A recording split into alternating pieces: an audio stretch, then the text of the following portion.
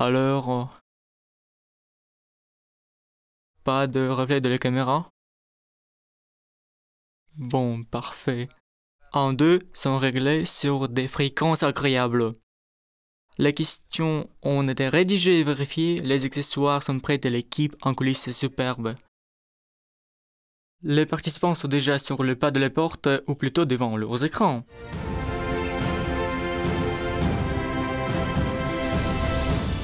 Bonjour chers amis, installez-vous confortablement devant vos écrans. Nous souhaitons la bienvenue à toutes les équipes, car aujourd'hui c'est un jour spécial, le jeu historique international 1418. Célèbre son 5e anniversaire et se déroule dans le cadre du projet Action historique et éducative internationale bénévole de la victoire afin de s'y préparer. C'est un grand plaisir de constater que malgré son si jeune âge, ce jeu historique a déjà atteint certains sommets. En 2022, il est entré dans le livre des records de Russie en tant que plus important jeu historique en ligne consacré aux événements de la Grande Guerre patriotique. Et en 2024, il a été inclus dans le plan d'action unifié du gouvernement de la Fédération de Russie pour la préparation et la célébration du 80e anniversaire de la victoire dans la Grande Guerre patriotique de 1941-1945. Et nous sommes ravis de constater que cette année, le jeu est devenu international et que des équipes du monde entier peuvent y participer, car il est essentiel pour nous d'assurer la préservation de la mémoire de la grande victoire dans le cœur des gens du monde entier. Alors, ne nous reposons pas sur nos lauriers et lançons-nous à la conquête de nouveaux sommets. Nous nous connaissons déjà, car vous avez effectué votre inscription sur le site. Pour ma part, je m'appelle Sergei Gornichi, je suis acteur russe de théâtre et de cinéma. Je suis enchanté de faire votre connaissance et aujourd'hui je vais tester votre érudition, vos connaissances et votre... Comme tout le monde le sait, le peuple russe est si hospitalier que lors de son jeu anniversaire, il aime non seulement recevoir mais aussi offrir cadeaux, gifts, regalo et podarki. Si vous pensez que j'ai une enceinte connectée Marussia intégrée dans la tête qui a traduit le mot cadeau en 3 langues, eh bien, vous vous trompez. S'agissant d'un jeu international, il sera traduit en 3 langues, anglais, espagnol et français. Alors, je me suis préparé. Passons aux cadeaux sous forme de points supplémentaires. Ils seront attribués aux spectateurs les plus attentifs. Au cours du jeu, les lettres apparaîtront à l'écran. Vous devrez les noter ou les mémoriser. Ensuite, vous devrez former un mot à partir des lettres trouvées. Puis, le saisir dans le formulaire le moment venu. Lorsqu'une lettre apparaîtra, vous entendrez un son caractéristique, comme celui-ci. Le mot que vous composerez à partir des lettres devra être inscrit dans le formulaire de réponse du deuxième tour. Nous vous le rappellerons en temps et lieu, mais de cet instant, gardez votre attention à veille.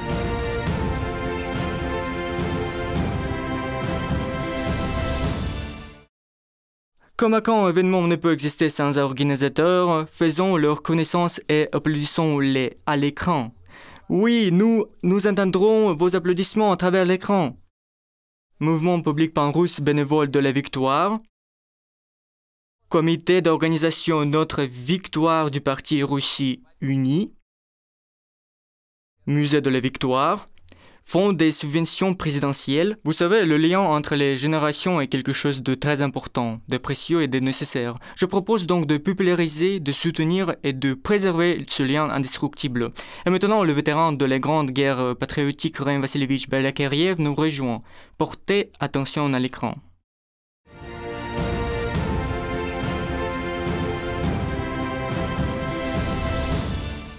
Я Рем Васильевич Балакирев, участник Великой Отечественной войны. В свое время я участвовал в Первом Белорусском фронте, который в свое время брал город Берлин. Ну, значит, в свое время, когда мы встали на стоянку, это было 9 мая.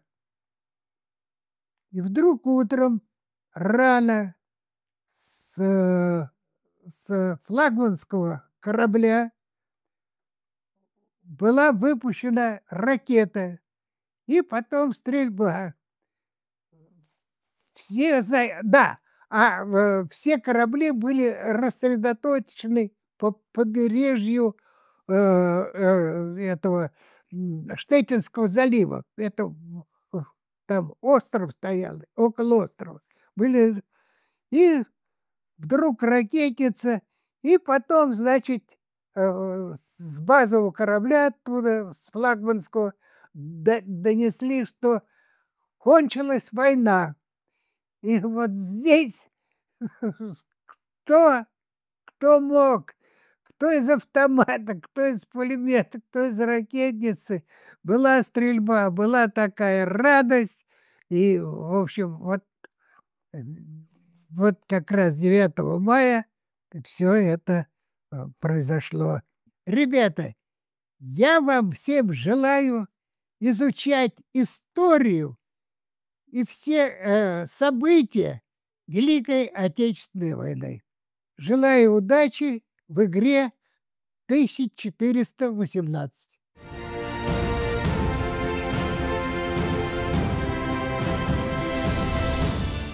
Merci, Rem Vassilievitch. Et nous accueillons maintenant Olga Nikolaevna Zanko, députée de la Douma d'État, présidente de l'état-major central du mouvement public pan-russe bénévole de la victoire.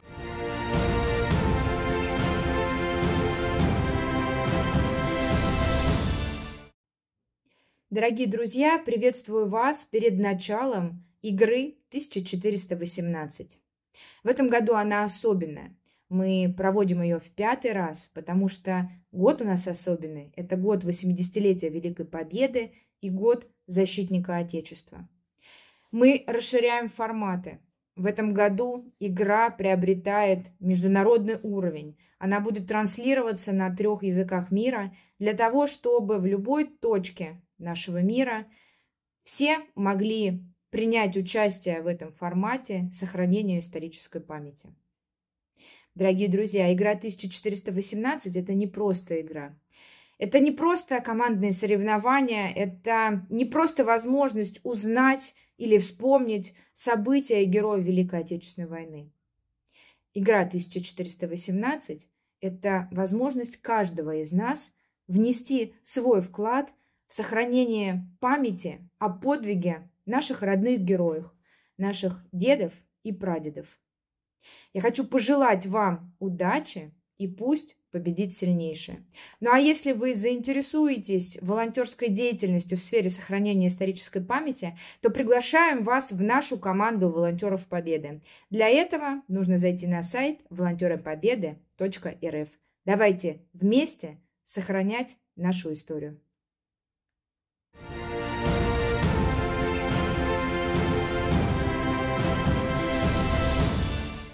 Merci, Olga Nikolaevna. Nous sommes prêts à vous surprendre à nouveau. Voici les cadeaux que nous remettrons à chaque membre des équipes qui obtiendront une place sur le podium.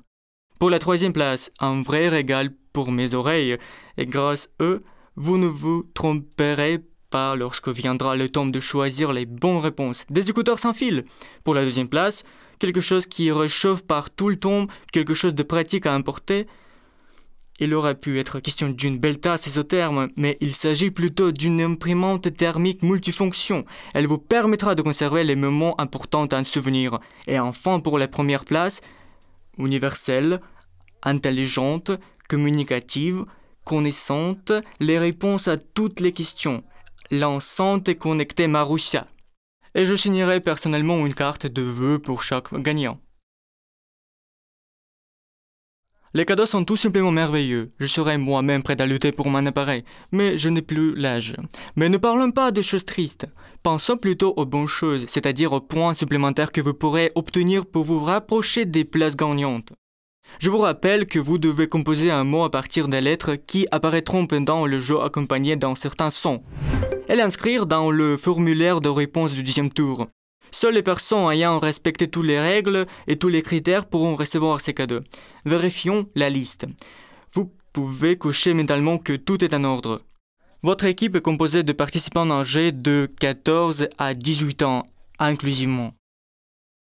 Votre équipe comprend un minimum de 3 et un maximum de 10 personnes, capitaines inclus. Tous les membres de l'équipe se sont préinscrits.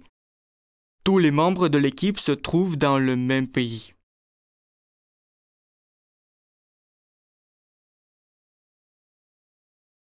Je suis sûr que tout est en ordre et que vous n'avez pas à vous inquiéter.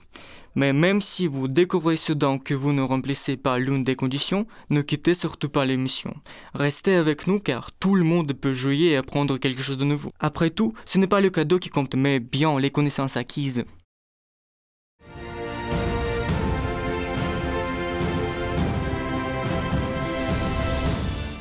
Pourquoi ce jeu dans un cadre, vous demandez-vous? Eh bien parce que dans le cadre de ce jeu questionnaire intellectuel et historique, 2 tours de 10 questions chacun vous attendent. Le premier tour est composé de questions basées sur des faits historiques connus de l'année 1945, l'année de grandioses opérations offensives et des écrasantes victoires. Le deuxième tour comportera des questions concernant l'importance de la contribution des districts fédéraux et des pays de la communauté des États indépendants à les grandes victoires. Il est temps de sortir du cadre et de vérifier l'état de préparation au combat de vos armes techniques, soit les appareils sur lesquels vous nous regardez. Si la barre rouge live s'affiche à l'écran de votre appareil, ce que vous regardez la diffusion en direct. Stabilité et vitesse sont également importantes. Il est question ici de votre connexion Internet. Vérifiez-la sans faute. C'est très important car le temps est une ressource précieuse et même une toute petite seconde peut jouer un rôle spécial lors du décompte final. Dans chaque équipe, il y a quelqu'un en qui vous avez totalement confiance. Non, ce n'est pas de moi qu'il s'agit, mais c'est gentil quand même.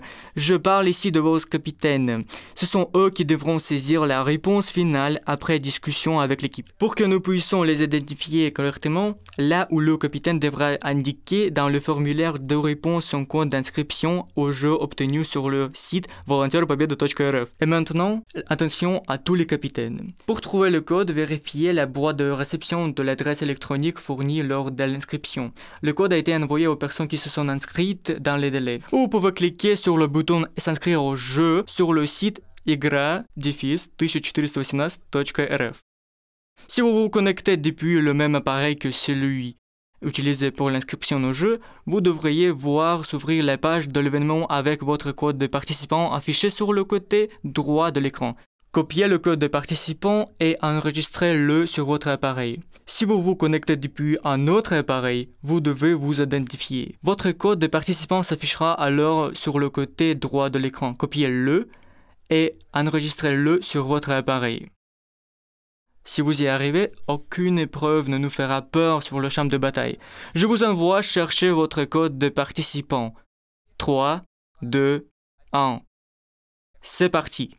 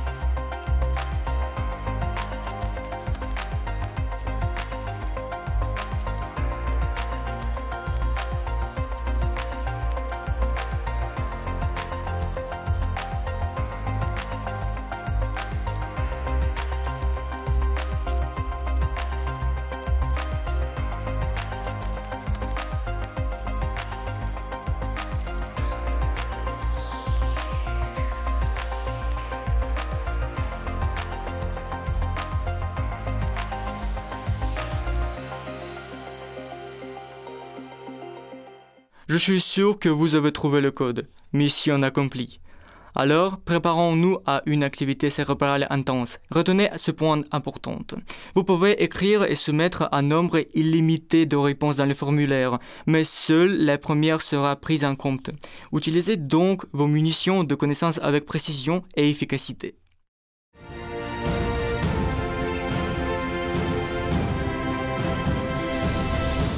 Je sens un peu de nervosité de votre côté, mais il n'y a vraiment pas de quoi s'inquiéter. Il faut se mettre dans l'ambiance du jeu. Dans de telles occasions, j'ai recours à mon propre outil spécial. Par exemple, afin de rester confiant sur scène et à l'écran, je m'appuie sur certaines choses. Le calme, une attitude positive et la capacité à réagir rapidement à des situations variées. Chacun a ses propres outils et les vôtres aujourd'hui seront la logique, l'intelligence et la perspicacité. Utilisez-les bien et n'oubliez pas d'inscrire la réponse dans le formulaire spécial, sous forme de symboles ou de séquences de lettres.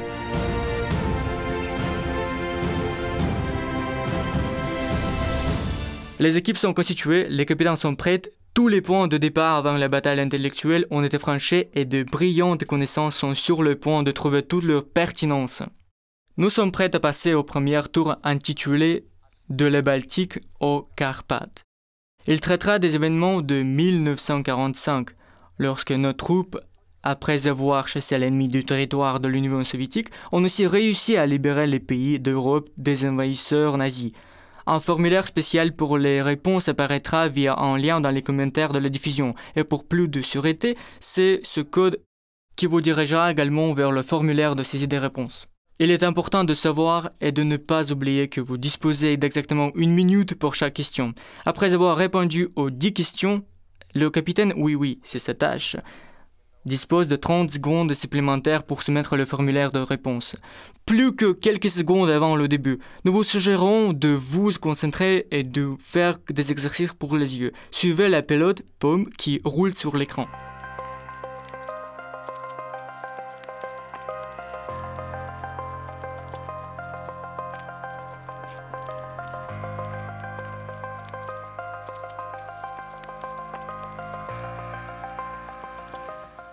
L'objectif est clairement visible. Désormais, aucune question n'échappera à votre attention.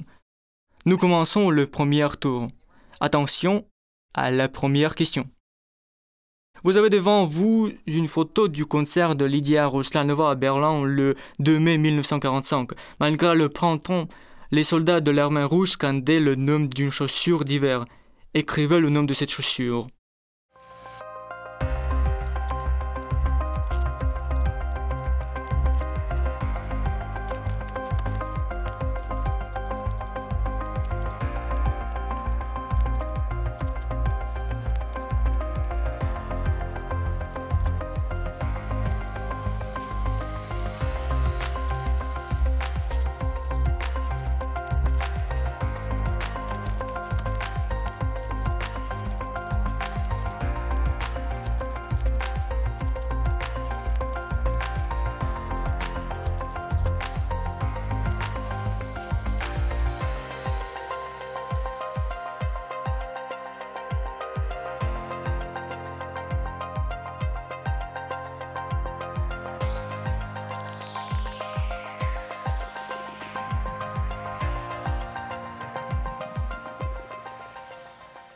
La question 2.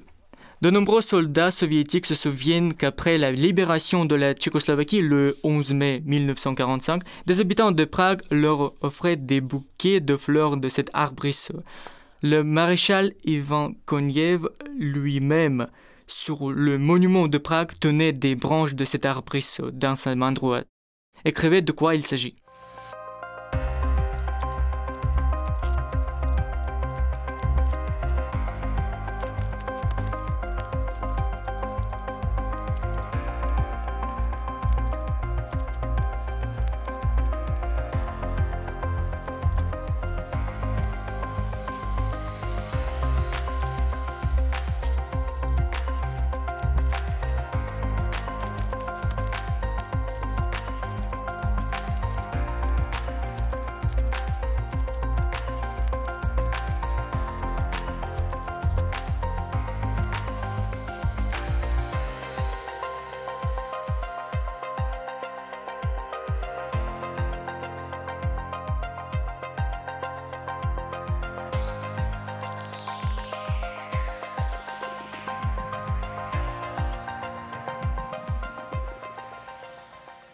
La troisième question. La ville d'Insterbourg, libérée par les troupes soviétiques lors de l'opération de Prusse orientale, a reçu un nouveau nom en l'honneur de l'un des plus jeunes généraux de l'armée rouge. Malheureusement, la vie de ce général s'est interrompue en 1945. En l'honneur de qui la ville d'Insterbourg a-t-elle rebaptisée?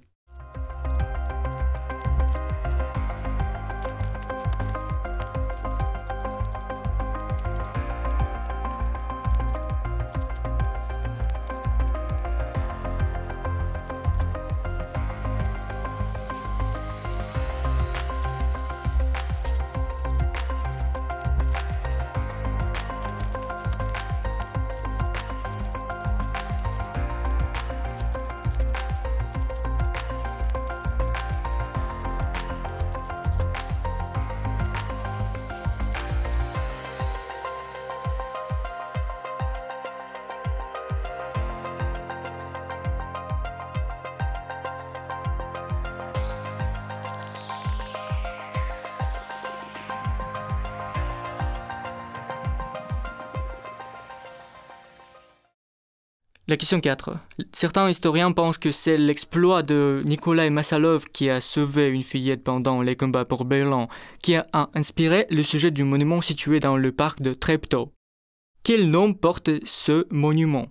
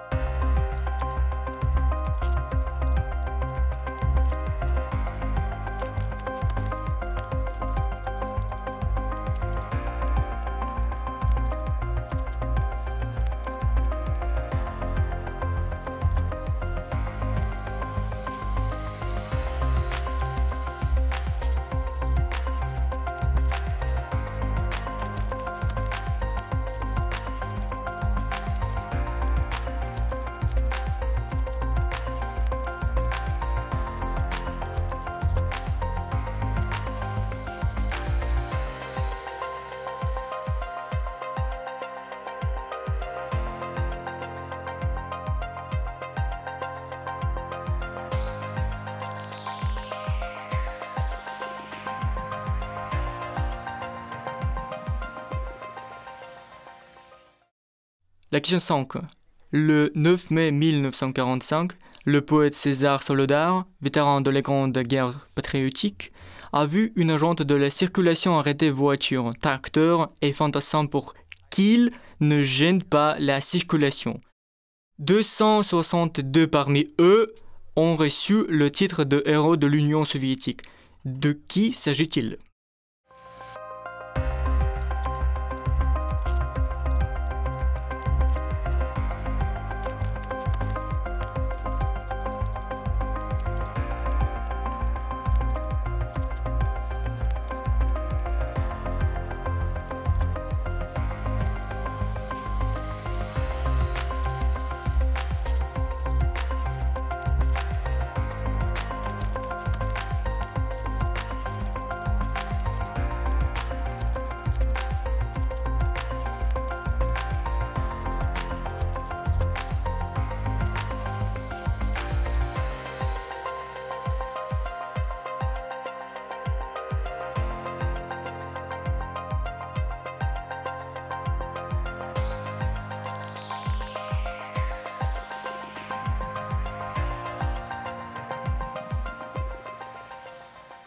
La question 6. Le marin de la flotte de la mer Noire Georgi Yumatov faisait partie du célèbre débarquement qui a libéré la ville de Vienne des envahisseurs nazis. Mais il n'est pas atteint de haut grade. C'est grâce au film de 1971 qu'il est devenu célèbre. De quel film s'agit-il?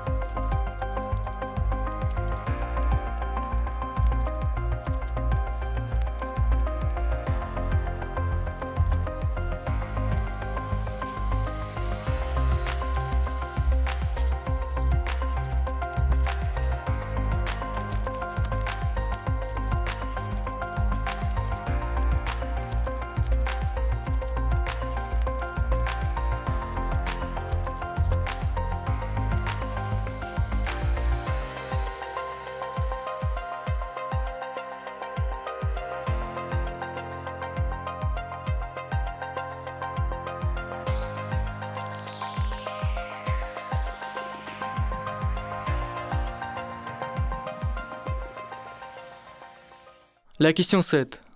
Lors d'un événement historique célèbre, le lieutenant Albert Kotzebue a rencontré pour la première fois les subordonnés du lieutenant-colonel soviétique Alexandre Gordiev. Qu'est-ce que Albert Kotzebue a dû traverser pour cela? Écrivez son nom en un seul mot.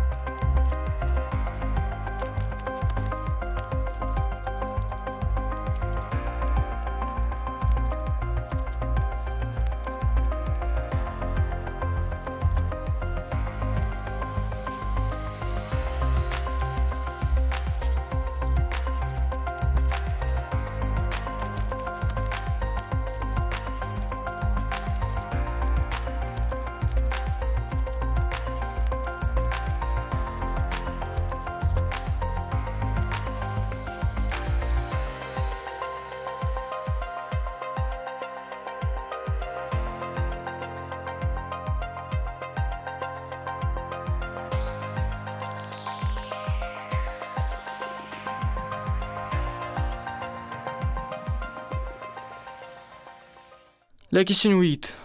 Pendant l'opération de Berlin de l'Armée rouge, l'ennemi tendait des embuscades et attaquait les soldats soviétiques par surprise. C'est pour cette raison que les troupes soviétiques ont dû déloger les nazis. Il a été ouvert à Berlin en 1902 et à Moscou, sa première ligne est apparue en 1935. De quoi s'agit-il?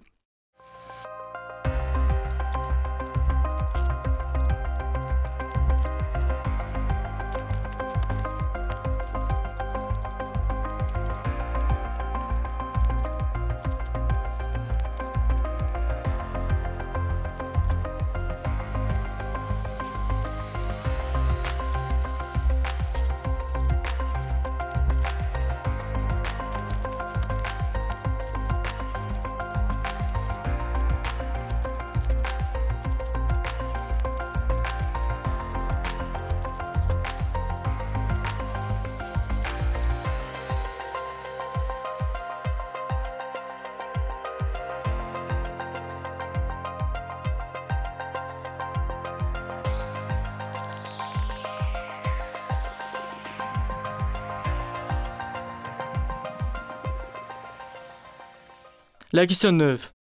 Le maître de la caricature Boris Efimov a passé toute la grande guerre patriotique à dénoncer les aspects horribles des envahisseurs nazis. En 1945, il peut enfin voir de près les héros de ses œuvres et bien sûr les dessiner. Dans quelle ville a-t-il pu le faire?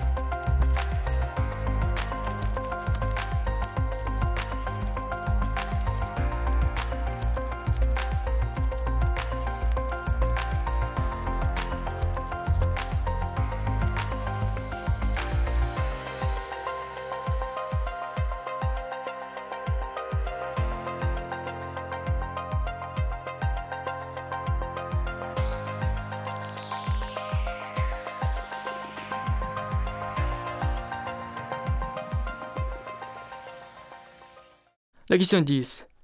Lisez un extrait du poème Une histoire pour enfants de Sergei Mikhalkov. Dans les rues de Berlin, pendant les combats, il voit le Reichstag comme deux filles cadettes au-dessus de lui, le fils rouge et le fils en blanc. Il serre le drapeau rouge. Complétez l'espace blanc avec le bon mot.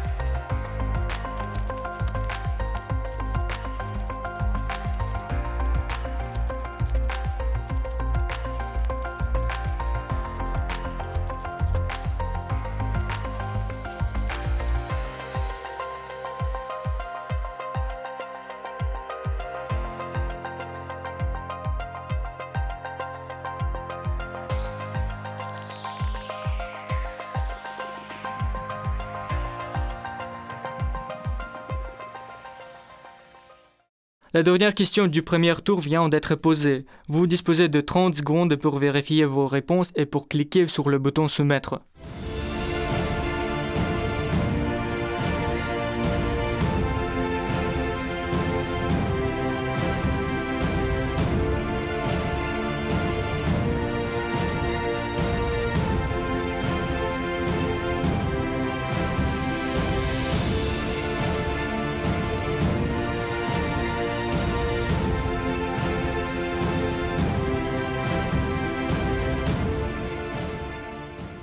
Le temps est écoulé.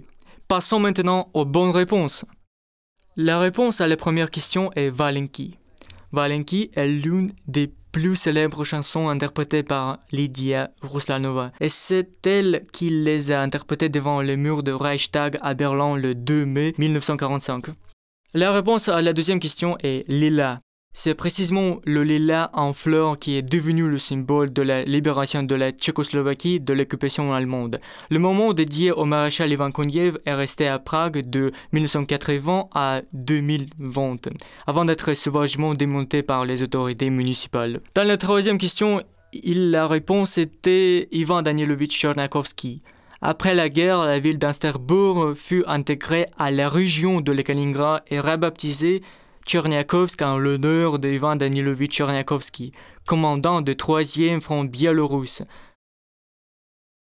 Le 18 février 1945, lors d'une inspection des unités sous son commandement, un bus s'explosa à proximité d'Ivan Danilovitch et un éclat le frappa en pleine poitrine, près du cœur. La réponse à la quatrième question est guerrier libérateur. Pendant la bataille de Berlin, au cours d'un combat, un soldat soviétique risqua sa vie pour sauver une fillette allemande de 3 ans, la portant dans ses bras sous les tirs intenses de l'ennemi. La sculpture de Yevgeny Viktorovich Wojciech illustre un soldat soviétique portant une fillette dans ses bras. Ce monument n'est qu'une partie de l'ensemble, qui se compose de 3 éléments distincts. Ce triptyque, œuvre d'art composée de 3 parties unies par une idée commune, comprend également les monuments L'Arrier au front, érigé à Magnitogorsk, et la mère patrie appelle, érigée à Volgograd. La réponse à la 5e question est Cosaque. Il s'agit de l'événement qui a inspiré la chanson Les Cosaques à Berlin. César Solidarius a rencontré une agente de la circulation qui lui a dit « Allez, la cavalerie, ne gênez pas !» Le Cosaque s'écarta promptement et lança l'ordre « Au trot !» Peu après, les frères Pokras ont mis en musique le vers de Solodar. La question 6 portait sur le film Les Officières. L'acteur Georgi Yumatov a servi comme un matelot dans la flotte de la mer Noire. Il a participé à la prise de Budapest et de Bucarest. Il s'est distingué lors des combats pour Vienne, notamment pendant l'assaut du pont impérial. Il a été blessé et victime de commotion cérébrale plusieurs reprises pendant la guerre. L'acteur a acquis sa grande notoriété après le film Les Officières, où il incarnait le rôle principal d'Alexei Trofimov. La réponse à la 7e question est Elbe. L'armée rouge, progressant depuis l'Est, et les troupes américaines avancées depuis l'Ouest ont fait leur jonction sur l'Elbe près de la ville de Torgau, à environ 100 km au sud de Berlin. Lors de cet événement, les forces alliées se sont rejointes pour la première fois sur le front. Grâce à cette rencontre, l'armée allemande se retrouva coupée en 2. La 8e question concernait le métro. Les nazis tendaient des embuscades et lançaient des attaques contre les soldats soviétiques directement depuis le métro. Nos soldats n'avaient jamais connu de tels combats auparavant, mais ils se sont vite adaptés à cette forme de guerre et se sont mis à triompher des nazis aussi bien à surface que sur terre. La réponse à la 9e question était Nuremberg. Boris Efimov crie de Nuremberg. Göring, dans son uniforme désormais trop grand pour lui, est assis aux côtés de Hess. Mais même émaigri, Göring reste une montagne de viande aux côtés de Hess, qui ressemble à un vieux rat décharné, et il a le regard furtif d'un rat, qui passe sans cesse d'un côté à l'autre. Dans la 10e question, le mot manquant était géorgien. Sergei Mikhalkov écrit à propos de Mikhail Egorov et Militon Cantarien. Milton Varlamovich est né en Géorgie, dans la ville de Djvari, alors que Mikhail Egorov est né dans la région de Smolensk. dans le village d'Armochenki. Cela confirme encore une fois la contribution de tout le peuple de l'Union soviétique dans la victoire contre le fascisme.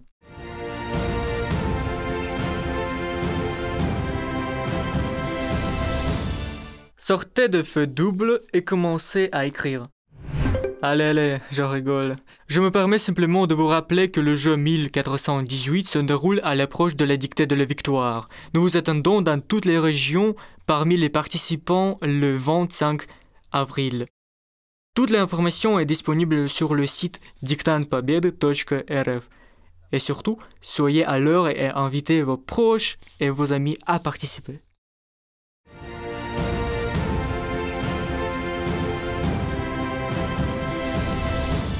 Et nous sommes maintenant prêts à passer au deuxième tour, intitulé « Unis face à l'ennemi ». Je vous rappelle qu'il comprend des questions sur l'importance de la contribution des districts fédéraux et des pays membres de la communauté des États indépendants à les grandes victoires. Car chaque habitant de l'Union soviétique, à l'arrière ou au front, s'efforçait d'apporter sa contribution du mieux qu'il pouvait. Le lien vers le formulaire de réponse est maintenant affiché sur vos écrans et vous le trouverez également dans les commentaires de la diffusion. Capitaine, attention! Saisiez votre code dans le formulaire et nous pourrons commencer.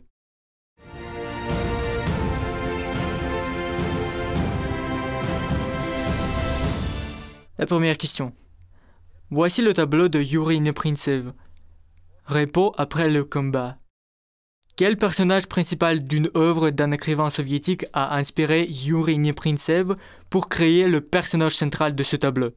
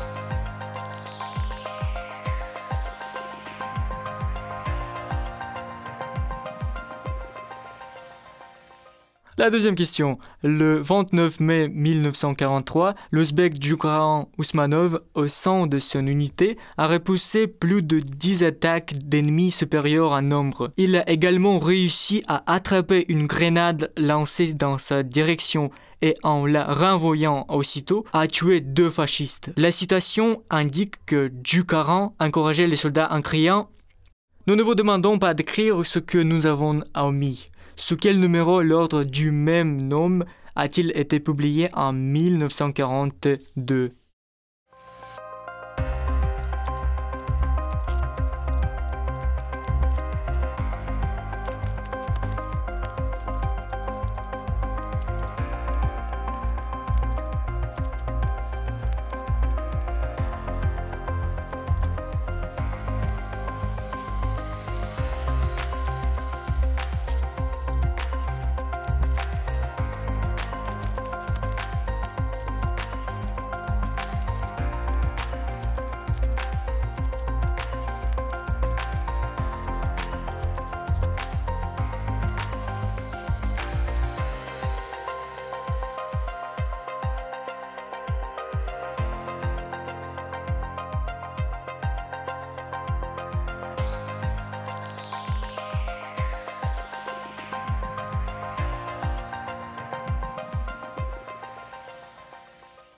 La question 3.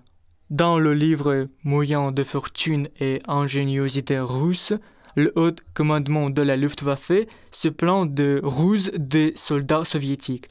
Dans certains cas, par exemple pendant les mois chauds et de la défense de Leningrad, si les Russes voulaient faire traverser discrètement un transport par la rivière, ils construisaient un faux pont, bien visible depuis l'avion, et à 1 kilomètre de distance. Ils construisaient un pont spécial qui n'était visible ni du sol ni des airs. Quel mot avons-nous remplacé par spécial?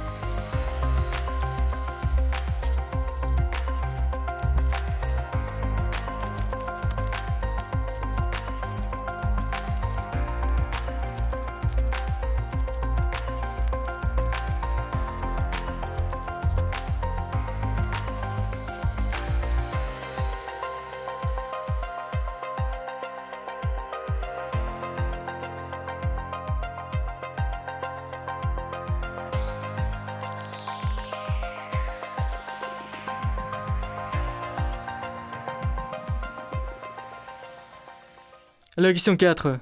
L'éclaireur Kassim Kaysenov accomplissait ses missions à la pointe du combat et menait toujours à terme les tâches commencées. Dans le film Sans droit au choix, inspiré de la biographie de Kaysenov, le personnage principal apprend à manier les armes traditionnelles kazakhs et plus tard, un sage dit à Kassim, une fois lancée, elle ne revient jamais. Écrivez de quoi il s'agit.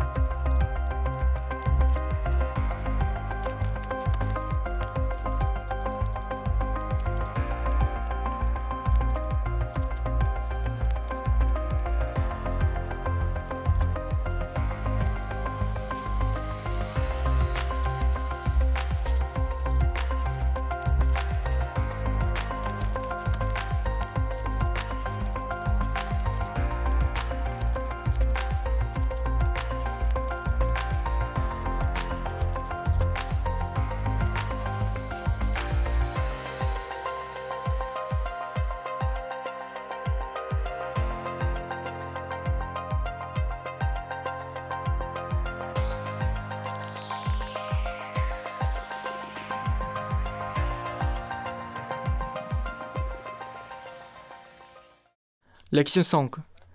Dmitri Ovcharenko, originaire de la région de Lugansk, est né dans une famille de charpentiers. Le 13 juillet 1941, s'étant retrouvé sans fusil, il a réussi à mettre en fuite 50 soldats allemands en n'en utilisant qu'une et 3 grenades. Nommez cette chose en un seul mot.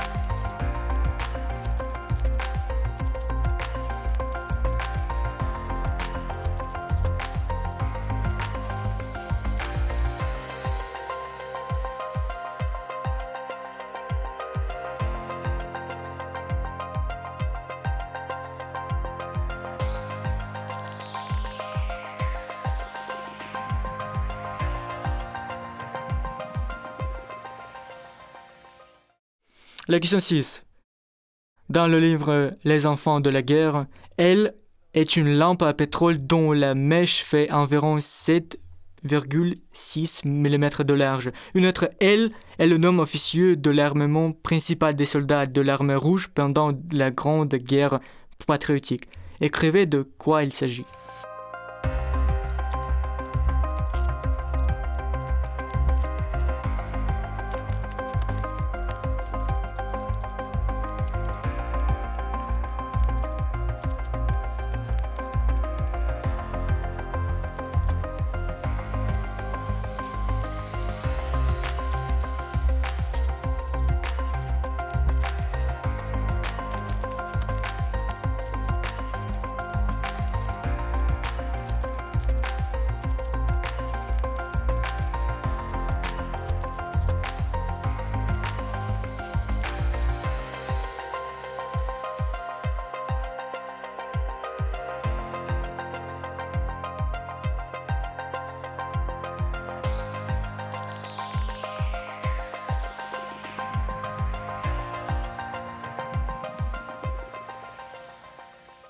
La question 7.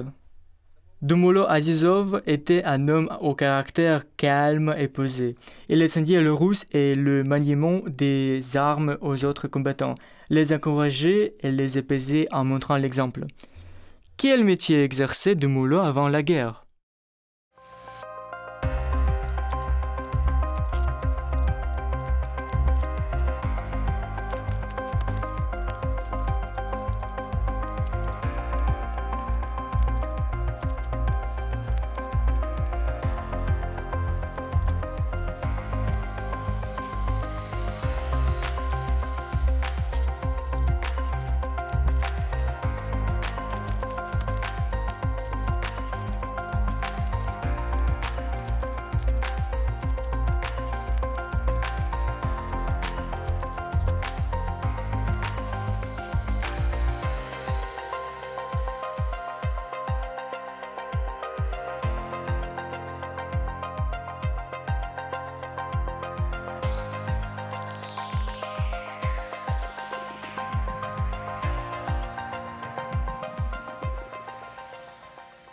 La question 8.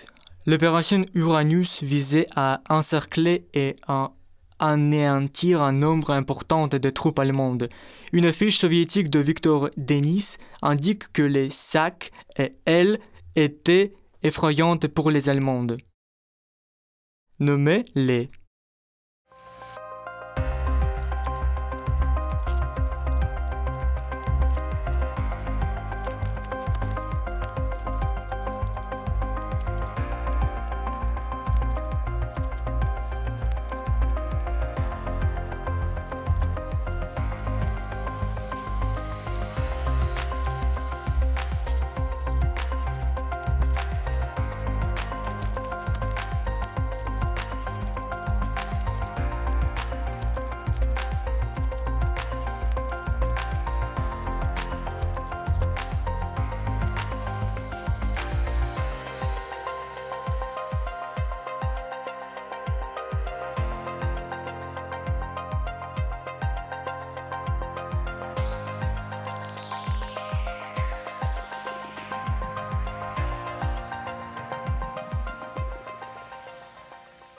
La question 9.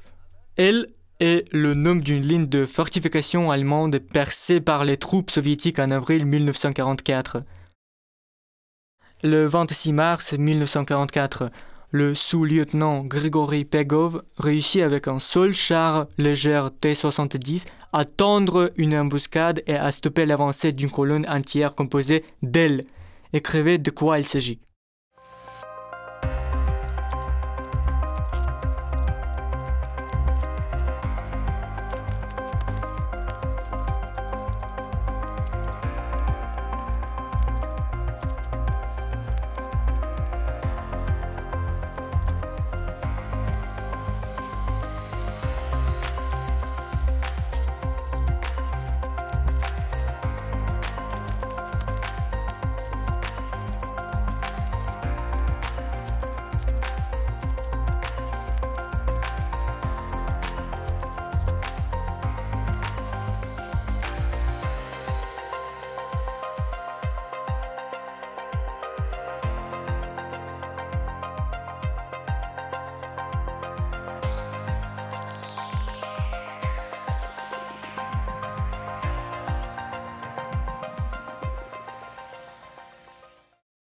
La question 10. Le poète moldave Emilian Boukov écrivait dans son poème consacré à elle.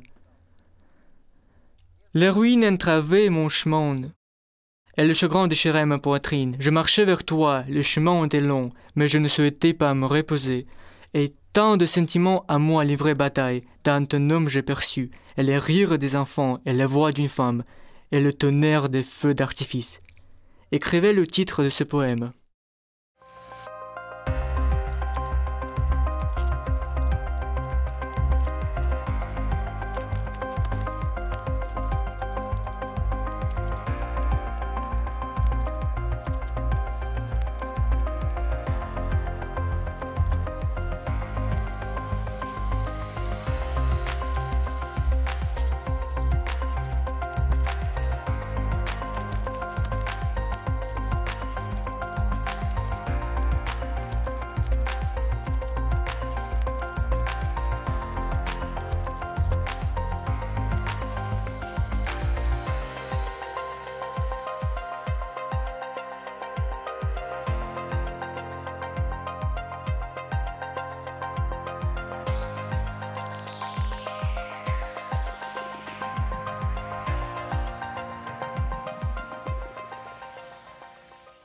Attention, question bonus. Rappelez-vous les lettres apparaissant à l'écran avec chaque son. Composez un mot avec ces lettres. C'était la question finale du second tour. Nous vous accordons 30 secondes pour indiquer vos réponses dans le formulaire.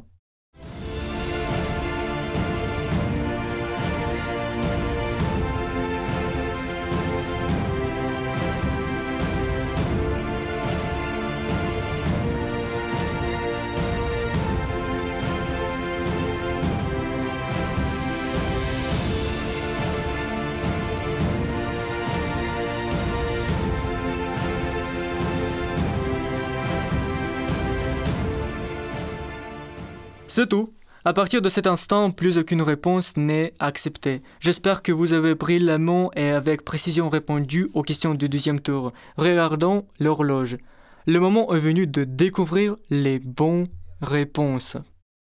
La réponse à la première question était Vassili Turkin. Yuri Mikhailovich Neprintsev a écrit « Le sujet est né de mes souvenirs des années de guerre.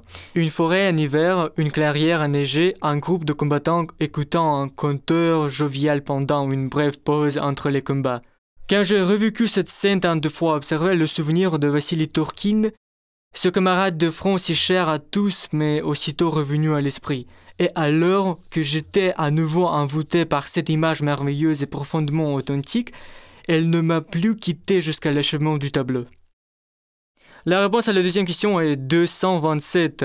Ousmanov défendait sa position en criant « Pas un pas en arrière ». Le 28 juillet 1942, l'ordre numéro 227 fut signé, restant gravé dans la mémoire du peuple et dans l'histoire comme l'ordre « Pas un pas en arrière ». La réponse à la troisième question est sous-marin. La chaussée de ce type de pont se situant légèrement sous le niveau de l'eau. Cela le rendait invisible. Dans la quatrième question, il fallait indiquer le mot « flèche ». L'arc et les flèches sont des armes traditionnelles kazakhs, et l'ajout de l'expression « à la pointe » dans la question n'était pas fortuit. Ses collègues appelaient Kaisenov simplement Vasya. Jusqu'à la fin de 1944, il combattit le fascisme. Il fut proposé 3 fois pour le titre de héros de l'Union soviétique, mais cette distinction ne lui fut jamais accordée. Kassim Kaisenov ne s'en est personnellement jamais soucié.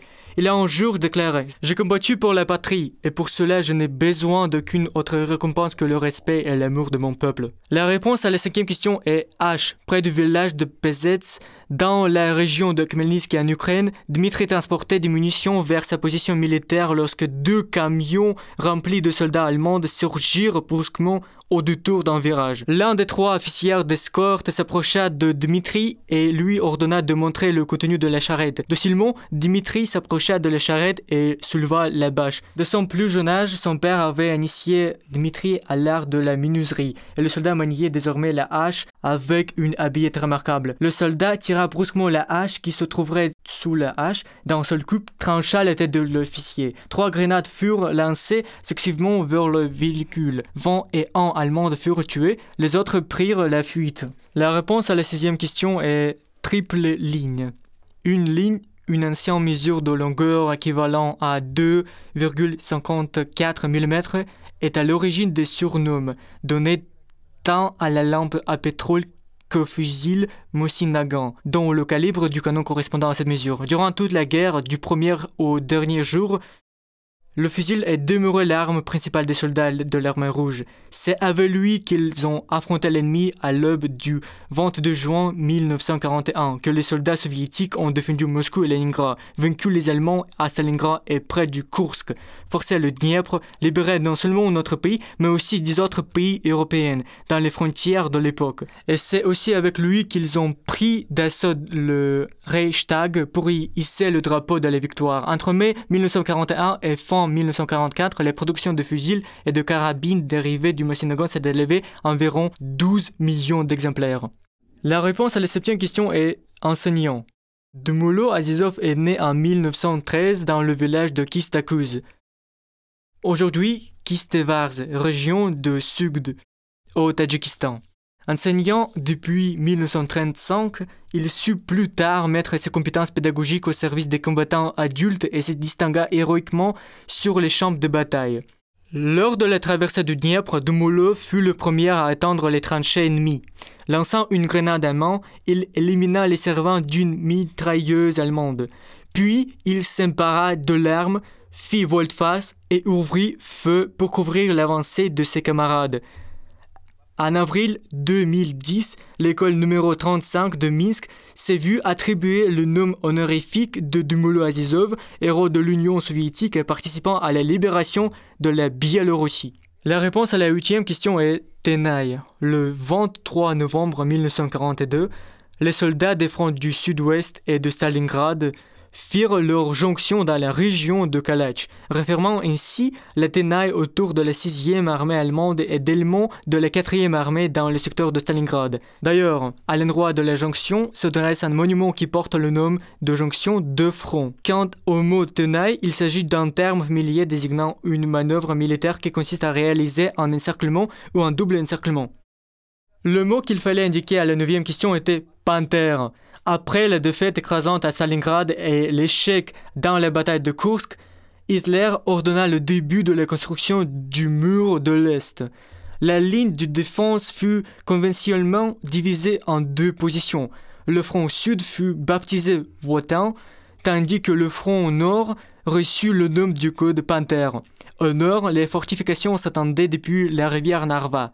Traversaient les lacs Pepsi et Pskov en contournant la ville de Pskov jusqu'au lac Bolchoïvan qui marquait alors le début de la frontière avec la Biélorussie. Pendant la Grande Guerre patriotique, les équipages des chars soviétiques, malgré leurs blindés techniquement inférieurs, sont sortis victorieux de nombreux affrontements contre les redoutables chars Tigre et Panthère allemandes.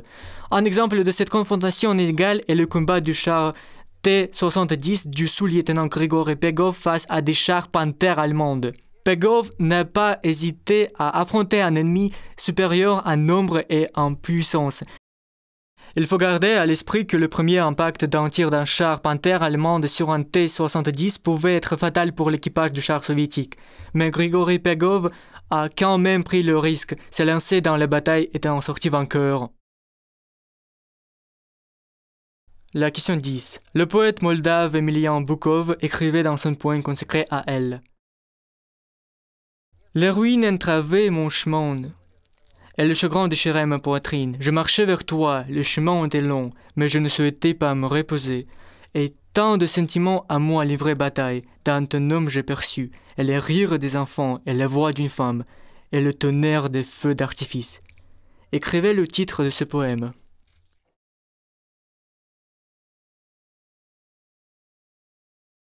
La réponse à la 10e question est « Victoire ». Le poème fut écrit en 1945.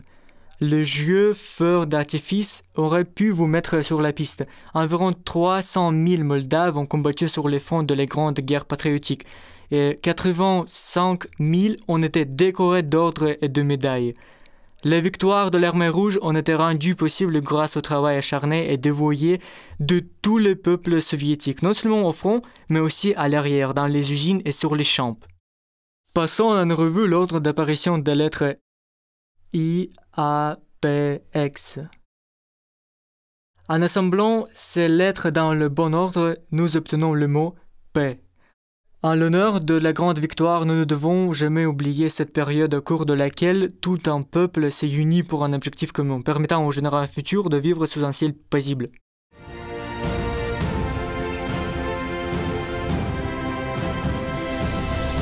Vous savez, ce n'était pas simplement bien, c'était intellectuellement stimulant.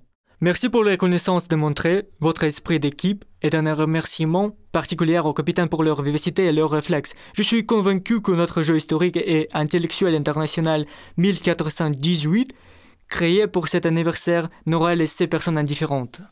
Nous remercions tous nos partenaires, créateurs et collaborateurs qui ont investi non seulement leurs connaissances, mais aussi leur âme dans ce jeu, notamment le ministère de l'Éducation de la Fédération de Russie, le Centre national de la mémoire historique auprès du président de la Fédération de Russie, la Société d'histoire militaire de Russie, la Société d'histoire de Russie, le projet fédéral de parti Mémoire historique, l'Agence fédérale pour les affaires de la communauté des États indépendants, les compatriotes résidant à l'étranger et la coopération humanitaire internationale.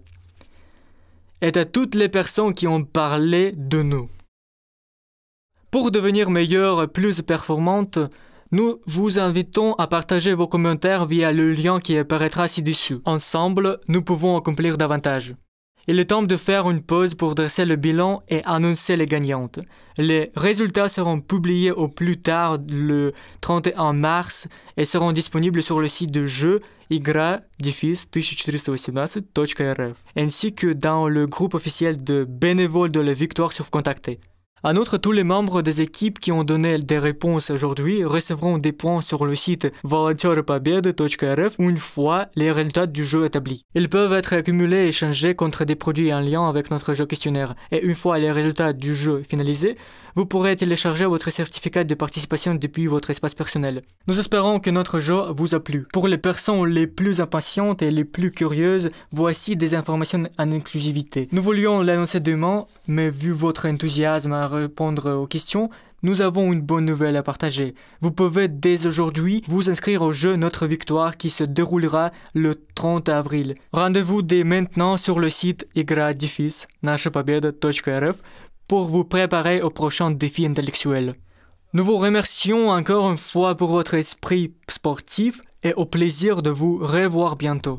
À bientôt pour de nouvelles rencontres enrichissantes. Et en avant vers de nouveaux sommets et de nouvelles victoires.